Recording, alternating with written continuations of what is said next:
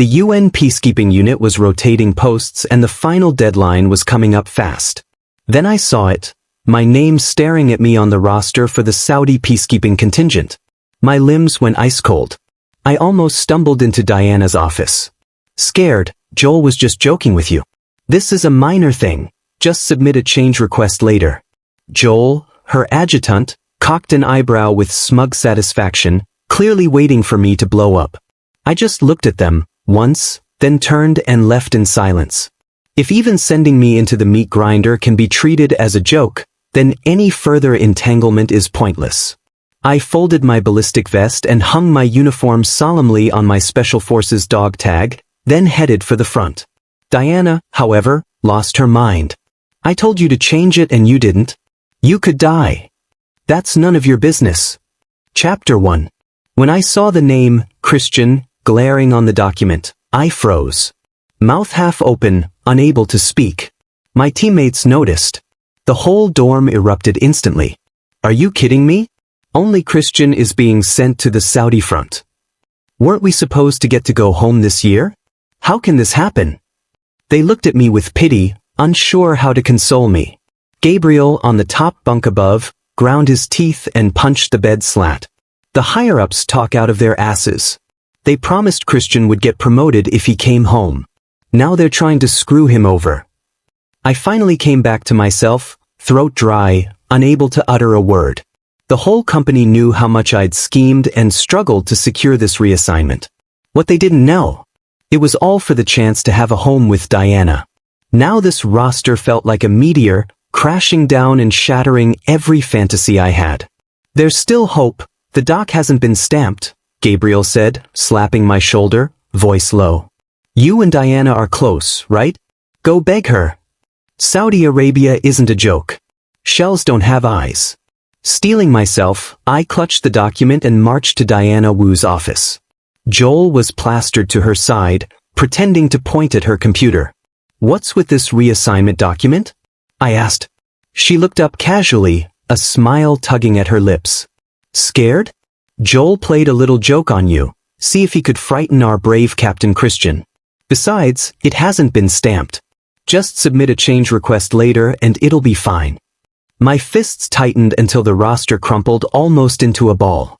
A joke? You think this is a joke? Diana sniffed the bitterness in my voice and frowned. If it's not a joke, what is it? You're trying to pin something on Joel? I hurled the wad of paper at the wall.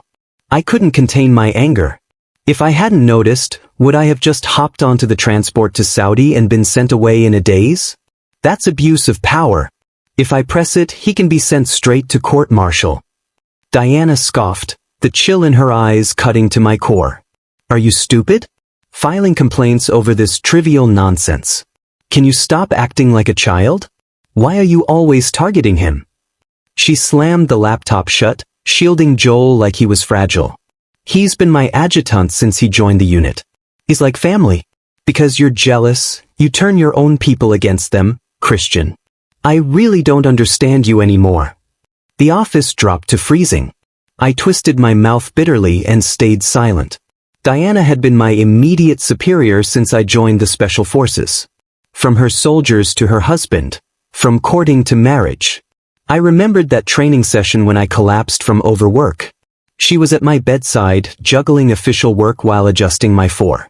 I remembered the mission when I stormed through a hail of bullets alone, and she confessed over the radio, trembling. Christian, come back to me safely and we'll get married. A love full of thorns lasted 5 years. It should have ended with a proper life together after this year's return. But now, the coldness between her brows and the crumpled paper on the floor made me close my eyes. 5 years of marriage felt like a joke. Chapter 2. I slowly lowered my pistol and glanced at the target. The score? Miserable. When your mind's a mess, your aim follows. Reloading, I was about to resume when a voice called from behind. Joel. He leaned casually against the wall, smug as ever. Christian, practicing again? I came to ask, you in banquet tonight, okay if I go with Diana? His tone sounded reluctant, but the satisfaction in his eyes was pure. You know how foreigners love ballroom dances. Since Diana doesn't have a partner, I guess I'll have to step in. I'd seen this 1,000 times. He always played the diligent assistant, pretending to be reluctant, yet terrified I might notice his smugness. I fired a shot casually. He flinched, legs trembling. I sighed. I couldn't understand Diana. How could she ever fall for someone like him? All smooth talk and cheap cunning, nothing else. I still remembered when Joel first took the post.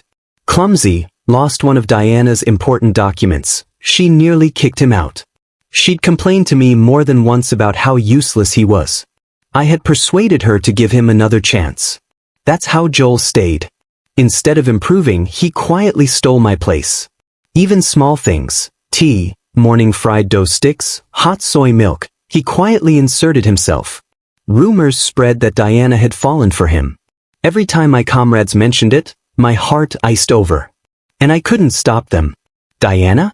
She just patted my shoulder. Everyone's under pressure. Let them talk. As long as we know who we love, that's all that matters. Gunfire roared. I glanced at Joel, pale, before turning to leave, only to run straight into Diana. What are you doing here? Where's Joel? Before I could speak, Joel darted out from behind me. Diana, I came to ask Christian's opinion. He didn't seem happy, he just kept shooting. Diana's pupils shrank. She grabbed his hands, trembling. Firing? Did he hurt you? Which way was he shooting? By the time she realized I'd already stepped outside, it was too late. Christian, that really wasn't necessary, she shouted. Joel came to inform you, she said, but her tone made me sound like the jealous relic, not her favoring him. Fine. Let whoever wants to joke keep joking. I'm done playing along. I sneered. If he cared, he wouldn't cling to her all day, puppy eyes, acting cute. We're grown men. Isn't it disgusting to play cheap tricks? Joel's hands twisted nervously. Every word made him flinch until tears rolled down onto Diana's collar. Her expression darkened instantly. Christian, when did you become such a petty, hysterical woman? Holding Joel, she laughed mockingly. I got it. Jealousy really does make people ugly. Chapter 3. My heart skipped a beat. I never imagined she'd humiliate me like this. He could skip training, orbit her all day, fawn over her favor.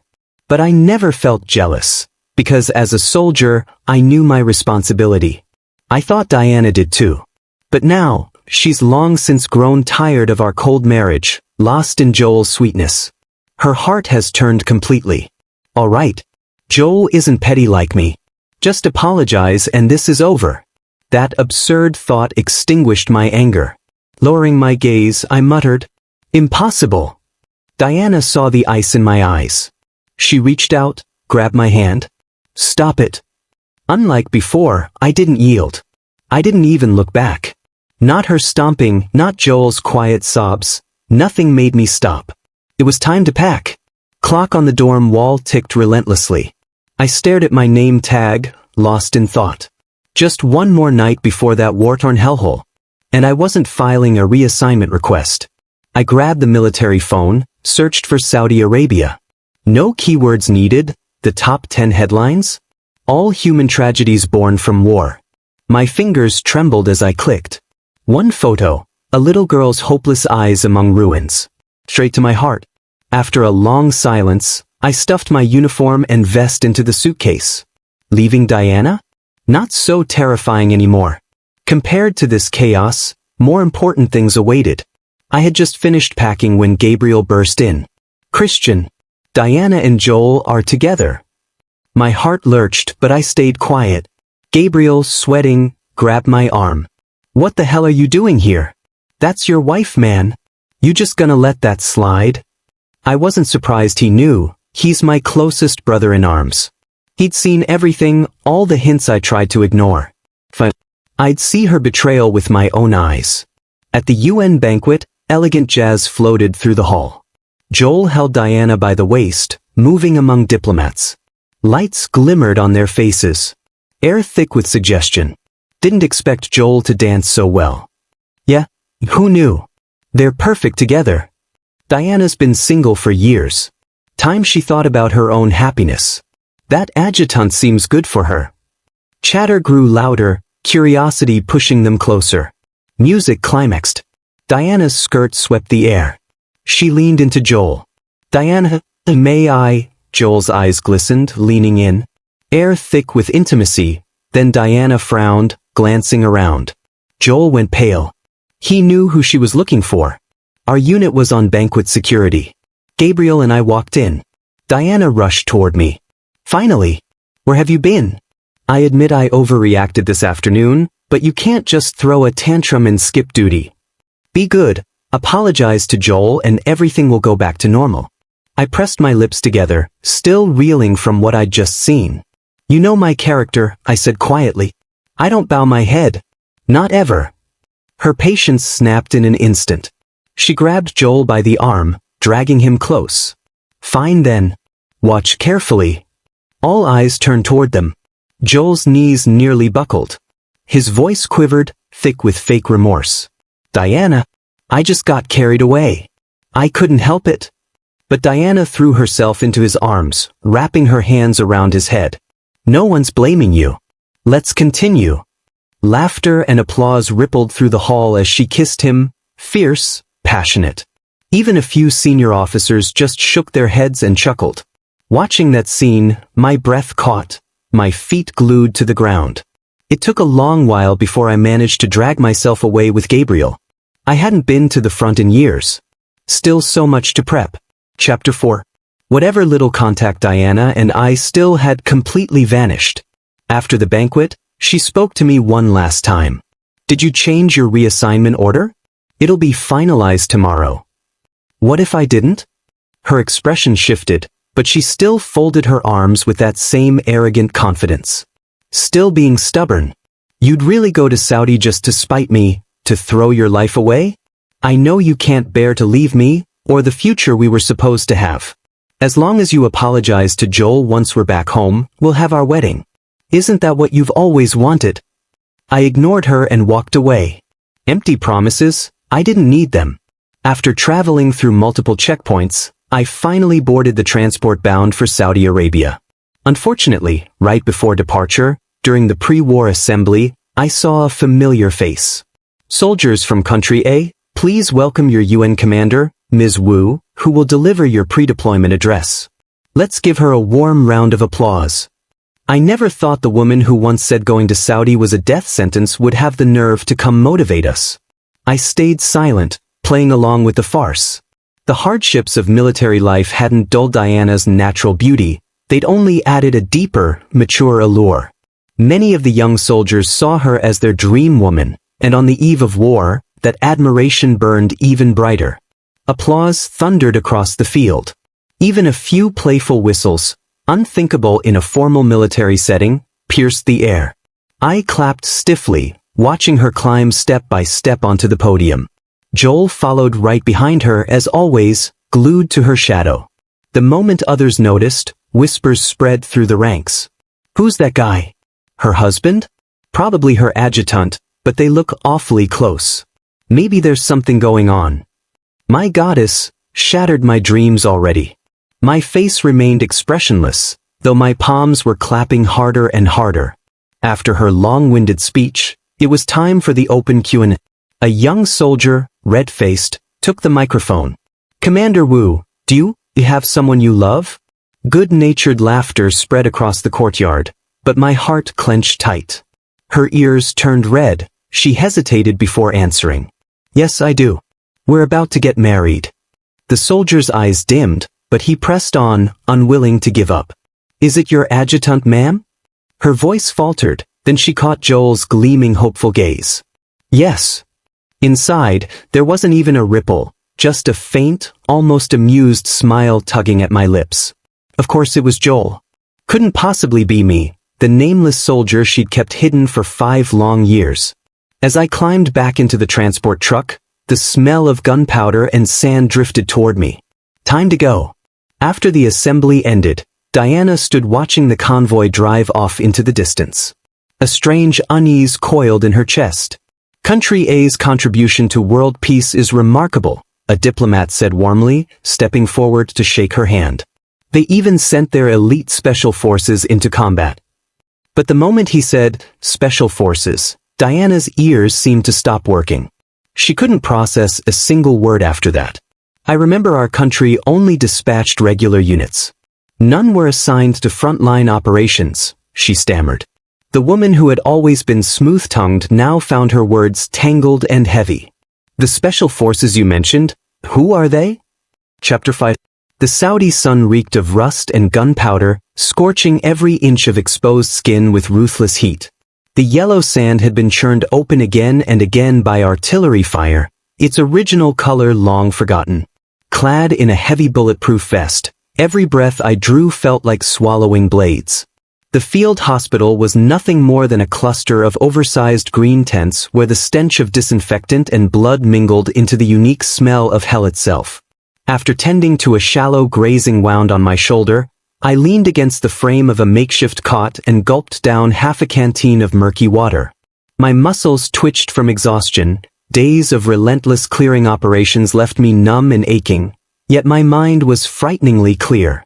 Here, there were no politics, no games. Only survival and duty. When I saw that little girl huddled in the ruins, clutching a torn doll, her eyes void of everything but despair, something heavier, truer, began to fill the hollow space in my chest where the name Diana once was. This place needed guns, yes, but it needed hope even more. The tent flaps suddenly burst open, tearing through the stifling air. Against the glare of the sun, a figure stumbled in, trailing a hint of perfume utterly out of place in this wasteland. Even with her hair disheveled, her expensive suit covered in dust, veins red, terrified eyes, I recognized her instantly. Diana. She looked like a cornered animal, a wounded mother defending her last cub, eyes bloodshot, voice raw as she tore through the groans of the wounded around us. "Christian, are you insane? All this, just for that stupid little thing? You really came here to die over it? Our relationship, 5 years.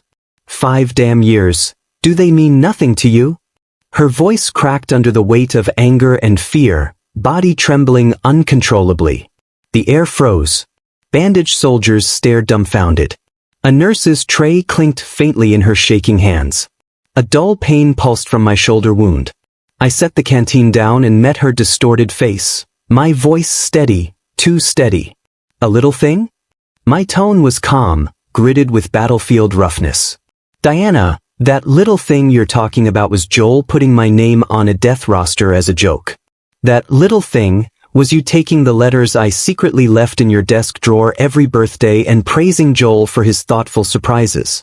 That little thing was you shifting the blame onto me for his mistake, when he lost the evaluation file that would have earned you your promotion, and you said I failed to safeguard it properly." I stepped forward, ignoring the way her face drained of color. The shards of memory I tried to bury now cut their way out one by one. That luxury briefcase you loved so much, the one with the broken handle, I crossed 3 cities to find an old craftsman to repair it. Yet you wore the cheap one Joel picked up at a duty-free shop and said he was so considerate. Last New Year's Eve the camp was in chaos. I guarded the comm station for 3 straight days without sleep. When it was over, you scolded me for missing your planned video call, not knowing Joel spent that night drinking wine with you, complaining I was too busy. Each word a grain of sand grinding deep into a wound that would never close. Every time, every single time, you chose his side. Excused him. Erased his mistakes. With every choice, you carved the distance between us deeper. Out here, every bullet whistling past my ear feels more real than whatever you call love. I looked around the tent, faces young and old, all marked with dust and blood, then back at the emptiness in her eyes. I didn't come to Saudi to die. And I didn't come to fight with you. There are children waiting to be pulled from the rubble. Old men whose hollow stares mirror the cracked concrete back at the range that night. The chamber of my gun now holds their lives. As for you and me, I paused, pressing each word like the final bullet into the magazine. The moment you turned my life into the price of Joel's indulgence, we were done. Diana, don't ever step onto my battlefield again. Chapter 6. Life on the front line was measured by explosions and gunfire. Joel's face, twisted by jealousy and hate, and Diana's frantic screams were quickly ground to dust beneath the sharper reality of war. Escorting civilian convoys through crossfire. Dragging trapped women and children from collapsing buildings under RPG fire. Holding down a mangled limb while a doctor performed an amputation in a crude tent. Every mission left my body shattered, then reassembled anew. Yet beneath the peacekeeping insignia on my arm, my heart had never felt steadier. In reports from international observers, the name Christian began to appear often, followed by notes like, exceptional tactical proficiency and extraordinary leadership under extreme pressure. Another star was quietly pinned to my shoulder. Responsibilities expanded, I was now coordinating multiple joint squads. Then, one night soaked in torrential rain, lightning split the sky, revealing a figure in the mud like a phantom.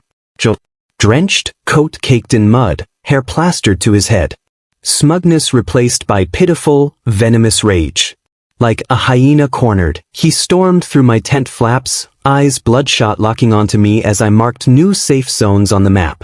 Christian. His hoarse voice cracked, spittle flying. You happy now? Satisfied, you bastard?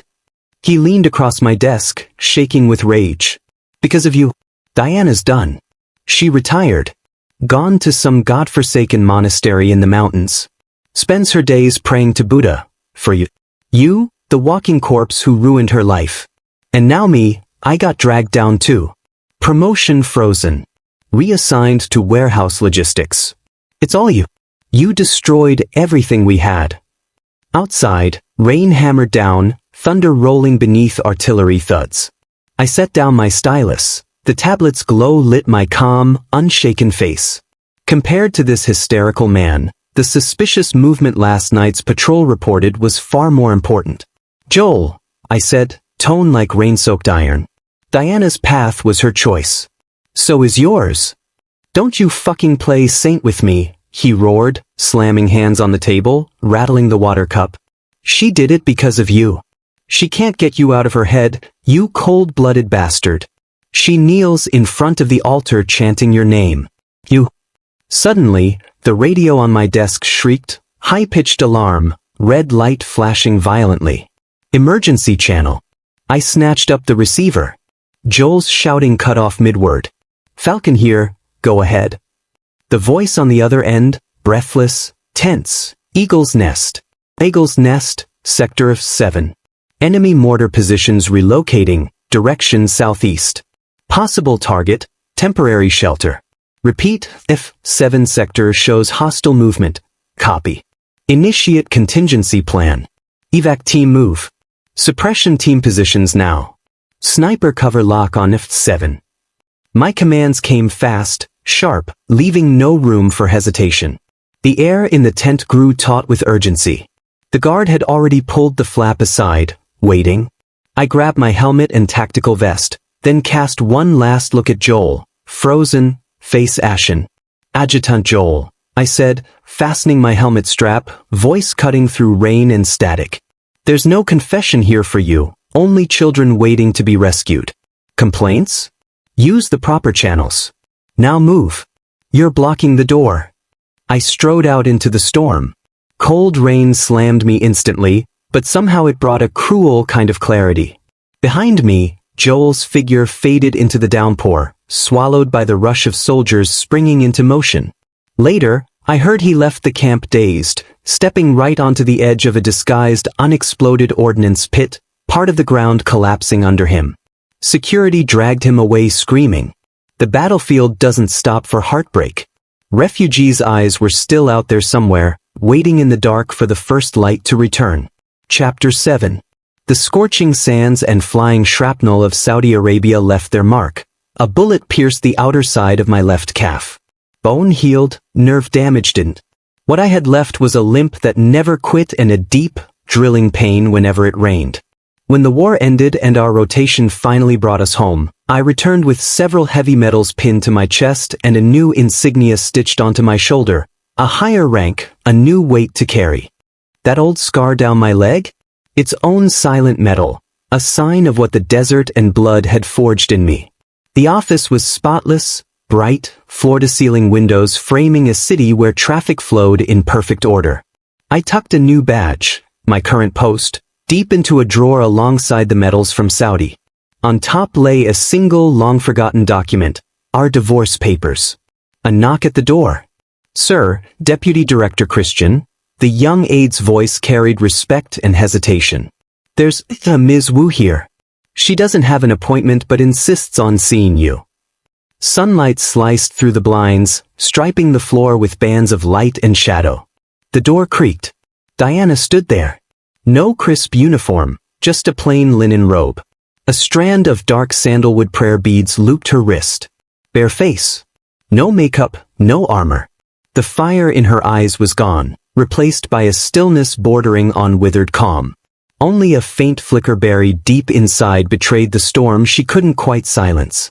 She looked thinner, frail, like a tree hammered too early by frost and wind. "Thank you, Lee. You may go," I said quietly, gesturing to the chair across from my desk. "Please sit." She obeyed, folding herself onto the seat. Fingers fidgeted with the beads unconsciously. Silence stretched. Her eyes lingered on my uneven gait as I moved, a flash of pain crossing her expression. "You've changed a lot," she said hoarsely, voice dry and cracked, like a riverbed long without rain. "You're more dignified now." Her smile was stiff, broken. "Front lines are a crucible," I replied evenly, lifting my thermos for a sip of tea. Perfect. No anger. No tension. Just quiet distance shaped by years and a war's worth of silence. Her gaze drifted to the massive world map behind me, peacekeeping hot zones marked in color. Eventually, her eyes found mine, and the composure she'd fought to keep shattered. "I came to repent, Christian." Tears broke free, tracing paths down her cheeks onto the dark beads in her hands. "I was blind. I let Joel's cheap flattery cloud my judgment. I forgot what we went through, from raw recruits to soldiers side by side. I forgot how you took the blame to protect me, how when I was burning with fever in that field hospital, you stayed at my bedside 3 nights straight, even." Her voice cracked. Words caught in her throat.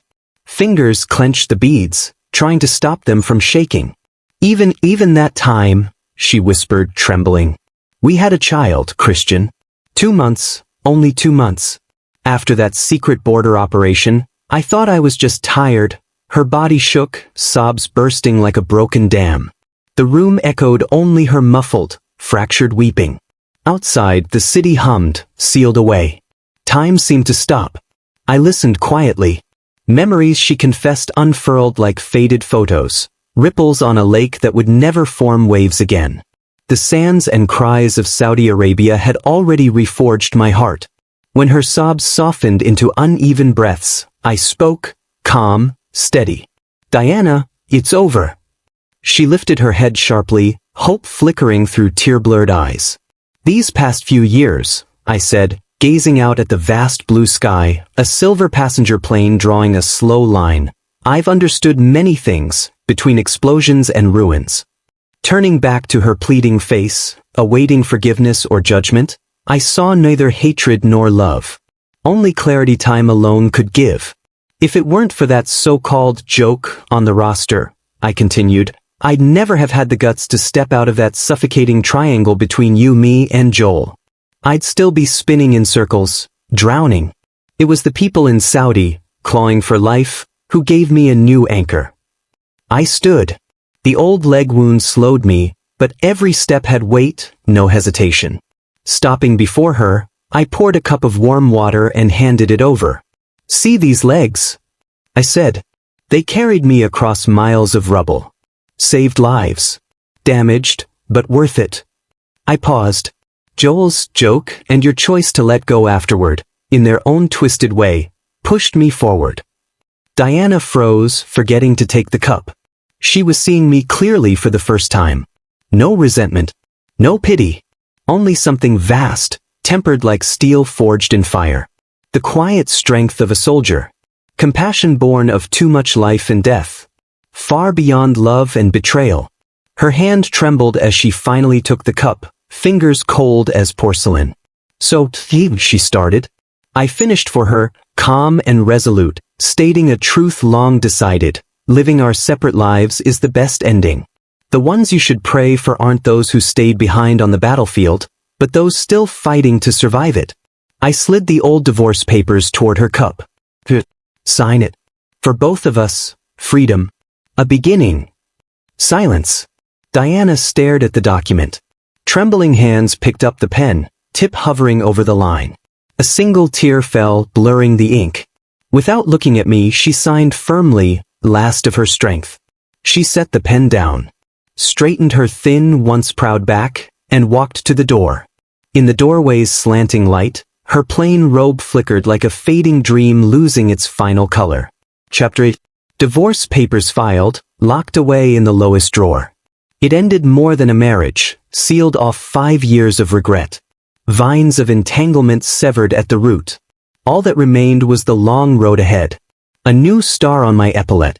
Transferred to HQ, coordinating global peacekeeping ops. Outside, the city breathed calm, traffic like blood through ordered veins. Yet my desk was heavy. Files of war zones crying for aid. Casualty figures bleeding across pages. Photos of children in rubble, eyes dulled, light gone. Diana once said I'd changed, become stern. Maybe. But that came from seeing hell, the weight of lives in my hands. Every aid proposal, every deployment, I saw the hollow eyes of that little girl clutching a torn doll. Every step reminded me what my leg earned, worth far more than love and resentment wasted. News of Diana came in fragments via Gabriel. She'd shaved her head, taken vows in a remote monastery, incense, temple bells. She recited sutras daily, keeping newspaper clippings from conflicts as prayers for the world. Gabriel's voice carried heaviness. She only prays for peace now, especially for you. I listened silently, fingers tracing medical supply shortage reports in refugee camps. Her prayers were redemption, but had nothing to do with me anymore. If they reached children and the old still crying under gunfire, they weren't wasted. But it was too late. Joel's name resurfaced one day in a military tribunal bulletin. Logistics was rich in supplies and temptation. He never learned restraint. Embezzlement. Smuggling. Falsified accounts. Evidence cold, irrefutable. His once proud, manipulative face now just a name at the bottom of a court notice. Court day. I sat quietly in a gallery corner. Not deliberate. My schedule opened and the case needed oversight. Solemn courtroom, national emblem gleaming. Bailiffs escorted Joel in. I barely recognized him. Slick hair greasy, smug face sagging, eyes hollow, back bent. Steel cuffs glinting. Doll drained of stuffing, left to rot. Judge enumerated offenses. Joel's eyes flicked to the audience, met mine. He flinched, lowered his head, trembling. No anger. No mockery. No triumph. All gone. The trial was belated reckoning, not revenge. Power, wealth, future, crushed under law. His horse pleas pale and powerless, like that rainy night in the tent. Gavel fell. Bailiffs dragged him out. Lips trembled, no proud word escaped. I rose, didn't look back. Outside, autumn sunlight crisp. Leaves twirled in little eddies. The farce that began with a joke roster finally ended. Dust settled. Back at the office, files piled up. On top, urgent dispatch to Congo. Eyes skimmed names, numbers, places needing rescue. Individual sorrow, separation, grains of sand in humanity's desert. Diana's sutras, Joel's prison remorse, chapters already turned. My battlefield? Places marked red on maps, where smoke hadn't cleared.